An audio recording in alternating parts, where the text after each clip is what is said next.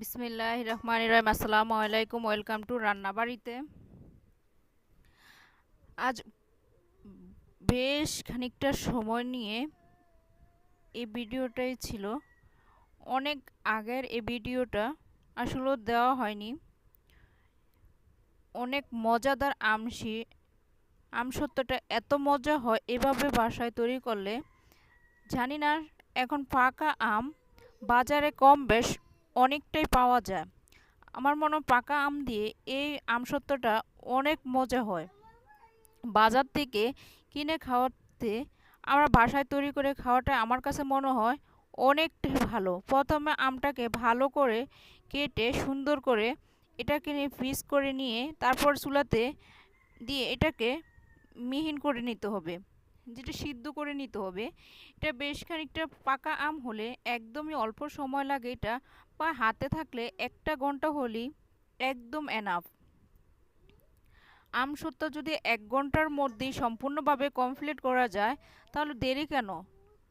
এভাবে আমটাকে ভালো করে মিশিয়ে সিদ্ধ করে নিয়ে তারপর চাকা দিয়ে ভালো করে ভালো করে মিশিয়ে ঢলে নিতে হবে, যাতে পাকা আমের যে একটা আঁশ থাকে এই আঁশটা না থাকে। আঁশটা থাকলে খেতে তেমন ভালো লাগে না।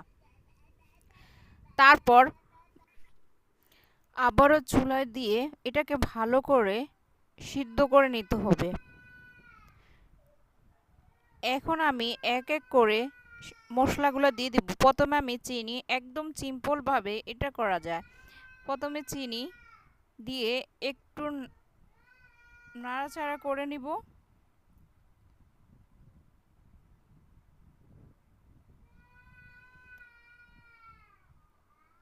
এখন দিয়ে দিব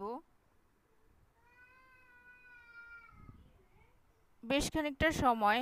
আসলে চিনিটা গলে যাওয়া পর্যন্তই অপেক্ষা করতে হবে। চিনিটা গলে গেলেই আর কিছুই লাগবে না। এখন দেখো, এখন দিয়ে দিব চিলি ফ্লেক্সগুলা। চিলি ফ্লেক্স দিয়ে এটা দেওয়ার কারণ একটু ঝাল টক মিষ্টি এটাই হবে, যাতে আমসত্ত্বটার বেশ খানিকটা ফ্লেভার চলে আসে চিলি ফ্লেক্সে। এখন আমি এটাকে নামিয়ে নিব। গরম থাকাকালীনই আমি একটা এটাকে পরিবেশন করে নিব।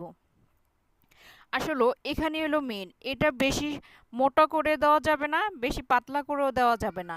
এটা একটা মিডিয়াম সাইজে করে বেশ খানিকটা সময় নিয়ে এটাকে ভালো করে মিশিয়ে নিতে হবে।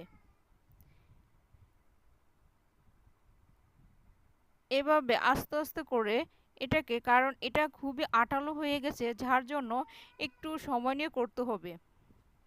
একদম পাতলাও না, একদম ইয়েও না। এভাবে প্রায় আধা ঘন্টায় রোদ্রে ফ্যানের নিচে রেখে দিলেই হয়ে যাবে বাজারের মতো আমসত্ত্ব। দেখো কত সুন্দরভাবে আমসত্ত্বটা হয়ে গেছে। আমি প্রায় আধা ঘন্টা থেকে 40 মিনিট এরকমই রেখেছিলাম রোদ্রের ভিতরে। দেখো কি সুন্দর শুকিয়ে গেছে। একদম পুরো আমসত্ত্বটা কালারটা কত সুন্দর চলে আসছে। এইভাবে তোমরা প্লিজ বাসায় তৈরি করে খেয়ে দেখো। আল্লাহ হাফেজ, পাশে থাকো।